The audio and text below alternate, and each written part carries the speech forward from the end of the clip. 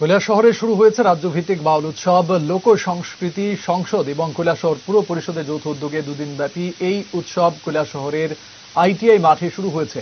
এর উদ্বোধন করেন মন্ত্রী টিঙ্কু রায়। অন্যদের মধ্যে উপস্থিত ছিলেন কৈলাসহর পুর পরিষদের চেয়ারপারসন চপলা রানী দেবরায়, লোক সংস্কৃতি সংসদের রাজ্য কমিটির সভাপতি অরুণ নাথ সহ আরো অনেকে। এখানে আজকে যারা শ্রোতা, আজ যারা গান শুনছেন এবং মাইকের মাধ্যমে দূর থেকে যারা গান শুনছে, সকলেই কালকেও আসবে, কারণ আজ যারা গাইবে কালকে তারা থাকবে না, কালকে নতুন গায়করা আসবে। আমরা আপনাদের যে ব্যবস্থাপনা, যেহেতু কৈলাসহর একটা প্রান্তিক শহর, এখানে পুরনো শহর হতে পারে, সাংস্কৃতিক শহর হতে পারে, কিন্তু আমাদের এখানে পরিকাঠামোগতভাবে আমরা একটু পিছিয়ে। আপনাদের এতজন শিল্পীকে রাখা বা তাদের ব্যবস্থাপনা দিতে হয়তো ত্রুটি হবে। আপনারা আপনাদের নিজেদের শহর, নিজেদের পরিবার এবং আপনাদের ছোট ভাই যারা এখানে এই ব্যবস্থাপনায় রয়েছে, সেটা ক্ষমা সুন্দর দৃষ্টিতে আপনারা দেখবেন।